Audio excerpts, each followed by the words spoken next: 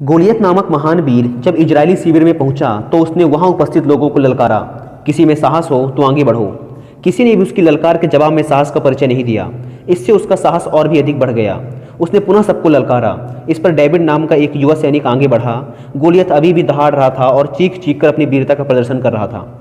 साहसी डेविड जैसे ही आगे बढ़ा तो वहां एकत्रित अनुभवी लोगों ने उसे अनेक प्रकार के शस्त्र पकड़ाए, लेकिन डेविड ने शस्त्र लेने से साफ इंकार कर दिया। लोगों ने उसे समझाने की कोशिश की कि वह इन शस्त्रों के बिना उससे नहीं जीत सकता। तब डेविड ने दृढ़ता से कहा, मुझे इन शस्त्रों को चलाने का अभ्यास नहीं है, मैं इन्हें नहीं चला सकता और ना ही ये मेरे शस्त्र हैं। मेरे पास अपना खुद का शस्त्र है और मैं उसी से उसका मुकाबला करूंगा। यह कहकर डेविड ने अपना गुलेल लिया और सामने पड़े कुछ नुकीले पत्थर उठा लिए। दूसरी ओर वह फिलिस्तीनी गोलियत शस्त्रों से लैस और ढाल से सुसज्जित था। उसके पास बड़े बड़े घातक शस्त्र थे। उसने जब एक निहत्थे इजरायली युवक को अपने से युद्ध करने के लिए आगे बढ़ते देखा तो पहले की भांति गर्वीले और अहंकारपूर्ण लहजे में बोला, आओ मेरे समीप आओ, मैं तुम्हारा मांस नोचकर आकाश में उड़ने वाले चील और बाजों को खिलाऊंगा, जंगल के भेड़ियों को दूंगा। उसकी गर्वोक्ति सुनकर डेविड ने उससे कहा, गोलियत, तुम तो मेरे पास ढाल और तलवार लेकर आए हो, किंतु मैं तुम्हारे पास उस ईश्वर में विश्वास लेकर आया हूं जिसकी आज्ञा का तुमने उल्लंघन किया है। वह परमेश्वर जो इजरायली सेना का सेनापति है, आज वही मेरे हाथों तुम्हें पराजित करवाएगा। उस फिलिस्तीनी की भांति डेविड के पास शस्त्रास्त्र नहीं थे।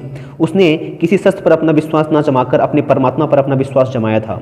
इसी विश्वास के सहारे उसने गोलियत को पराजित कर दिया। उसने अपनी गुलेल में एक नुकीला पत्थर लगाया और गोलियत के माथे का निशाना बनाकर उसे छोड़ दिया। पत्थर लगते ही गोलियत वहीं जमीन पर लोटपोट हो गया और देखते ही देखते उसकी मृत्यु हो गई। डेविड ने उसके सामने जाते ही यह जान लिया था कि यही सही समय है जब वह कुछ कर सकता है। यदि इस समय को उसने हाथ से निकल जाने दिया तो फिर वह कुछ नहीं कर पाएगा। यदि एक बार गोलियत उसके समीप आ गया तो फिर उसे दोबारा गोलियत पर आक्रमण करने का मौका नहीं मिलेगा और गोलियत उसे खत्म कर देगा। और उसने एग्जैक्ट वही किया जो उसे करना चाहिए था। कहने का अर्थ ये है कि अगर हम सही समय पे, सही टाइम पे सही काम करें तो हम किसी भी परेशानी, किसी भी मुसीबत का सामना बड़ी आसानी से कर सकते हैं। बस बात है तो सही समय पर सही काम करने की। ह्यूबर्ट बिडली जब 12 साल का था उसने बर्फ की पहाड़ियां तोड़ने की मजदूरी का काम शुरू कर दिया। 2 साल बाद वह गाड़ी हाँकने का काम करने लगा। जब 18 साल का हुआ तो रेल लाइनों पर रोड़ी डालने का काम करने लगा। एक दिन रेल लाइनों पर गिट्टी डालते हुए उसके मन में यह विचार आया कि क्या वह रेलवे का प्रबंधक नहीं बन सकता। कोई सुनता तो निश्चित ही हाँके मारकर हंस पड़ता। एक साधारण सा मजदूर जो निर्माणाधीन रेल लाइनों पर रोड़ी डालने का काम कर रहा हो, उसके रेलवे का प्रबंधक बनने का सपना देखना किसी हास्य, किसी जोक से कम ना था। किंतु जो सपने देखता है वही उसको साकार करने के लिए प्रयत्न और मेहनत भी करता है। ठीक समय पर निर्णय लेना और अवसर को कभी हाथ से ना जाने देना ही लक्ष्य को प्राप्त करना है। ब्रैडली के मन में यह बात बहुत गहराई तक बैठ चुकी थी कि उसे रेलवे का प्रबंधक बनना है और वह अपने इस कार्य में प्रयत्नशील हो गया। कुछ समय के बाद एक एक सीढ़ी चढ़ता हुआ वह रेलवे लाइन और स्लीपरों की जांच करने के लिए नियुक्त कर दिया गया। उस समय उसे प्रति महीने $30 का वेतन मिल रहा था। वह प्रत्येक कार्य परिश्रम और ईमानदारी के साथ करता था। वह अपने सपने को साकार होते देख रहा था और वह उसके लिए प्रयत्नशील और कड़ी मेहनत कर रहा था। उसके अच्छे व्यवहार, लगन और परिश्रम को देखकर रेलवे बोर्ड ने उसे स्विचमैन बना दिया। इस कार्य को करते हुए उसने अपने उच्च अधिकारियों से मैत्रीपूर्ण संबंध बना लिए। खाली समय में वह उनके पास बैठकर उनका काम धाम सीखने लगा। फिर जब वह उन कार्यों में प्रवीण हो गया तो वह अपने उच्च अधिकारियों के कार्यों में उनकी सहायता करने लगा। समय के मूल्य को वह समझता था और किसी भी अवसर को हाथ से ना जाने देना चाहता था। प्रबंधक बनने का सपना उसने अभी तक नहीं छोड़ा था। यही कारण था कि उसने रेल विभाग के अन्य विभागों की जानकारी प्राप्त करनी शुरू कर दी। उसका उत्साह देखकर विभागीय कर्मचारी उसे अपना अपना काम समझा दिया करते थे। एक साधारण स्विचमैन होने के बावजूद वह अपने से ऊंचे पदों की जानकारियां प्राप्त कर रहा था। कुछ ही समय में उसकी तरक्की रेलवे स्टेशन मास्टर के पद पर हो गई। यहाँ भी उसने अपनी कुशलता का परिचय दिया। उसको अब रेल विभाग के लगभग सभी कार्यों का ज्ञान हो चुका था। उसी दौरान एक बार प्रबंधक महोदय बीमार पड़ गए। उससे सारा काम गड़बड़ा गया। ब्रैडली उनके दौरान उनके घर उनका हालचाल पूछने गया। मेरे बीमार होने से सारा कार्य अस्त व्यस्त हो रहा है, लोगों को बड़ी परेशानी उठानी पड़ रही है, प्रबंधक महोदय ने ब्रैडली से कहा।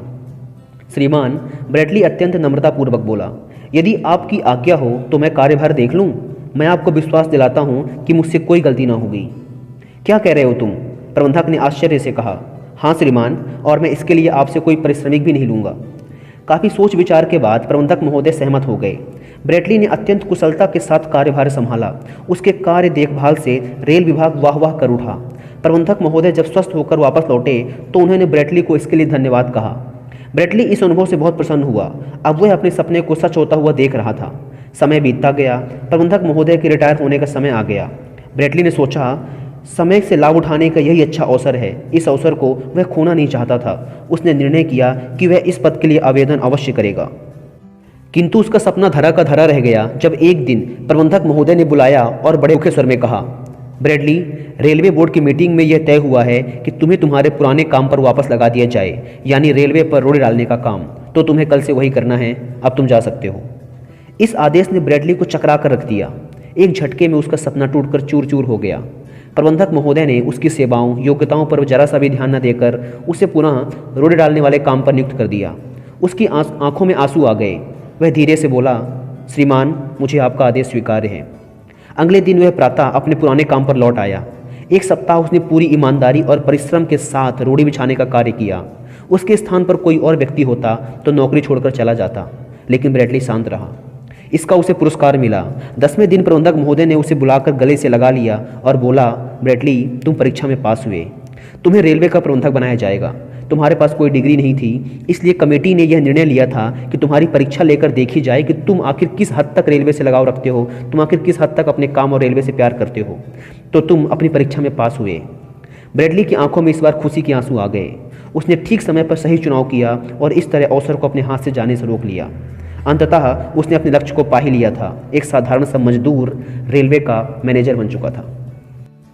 एंटोनियो नाम का एक लड़का बहुत गरीब था। वह एक प्रसिद्ध कवि कैलरो के यहाँ बर्तन मांजने और घर की सफाई करने का काम करता था। एक दिन कैलरो ने अपने क्षेत्र के प्रतिष्ठित व्यक्तियों को दावत पर बुलाया। संध्या में दावत का आयोजन था। खाने की मेज पर सजावट के लिए कैलरो ने कंदविन नामक एक कुशल कारीगर को बुलाया था। जब वह सजावट कर रहा था तो अचानक मेज के मध्य में सजावट खराब हो गई। अब क्या हो? कारीगर घबरा गया। वह खराब हो गई मेज को ठीक करने में स्वयं को असमर्थ पा रहा था। कैलरो का भी मुंह उतर गया। दावत में बड़े बड़े प्रतिष्ठित और सम्मानित लोग आने वाले थे। एंटोनियो चुपचाप यह सब देख रहा था। उसने कैलरो को परेशान देखा तो आके बोला, श्रीमान, आप चिंता ना करें, मैं अभी सब ठीक कर देता हूँ। कैलरो को बड़ा आश्चर्य हुआ। बोला, तुम ठीक कर दोगे? जी हाँ श्रीमान, एंटोनियो ने सिर हिलाकर स्वीकृति दी। उसने फिर अपनी कुशलता का परिचय दिया। उसने मध्य में खराब हो गई मेज को सजाने के लिए मक्खन मंगवाया। उस मक्खन का उसने अत्यंत कलात्मक बड़ा सा शेर बनाया। उसका अगला भाग आगे की ओर कलात्मक ढंग से झुका हुआ था और खराब हो गई मेज पर उसने जंगल सा कुछ बना दिया। उसकी कला को देखकर सभी लोग दंग रह गए।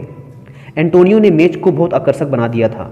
आने वाले मेहमानों में बहुत से कला प्रेमी भी थे। जब उनकी दृष्टि उस शेर पर पड़ी तो वे मुग्ध भाव से उसे देखते रह गए। एक ने कहा, यह तो कला का उत्कृष्ट नमूना है। यह किसने बनाया है? दूसरे ने पूछा। कैलरो ने एंटोनियो को बुलाया तो सबने उसकी बड़ी प्रशंसा की। स्वयं कैलरो भी उस कलाकृति पर मुग्ध हो गया था।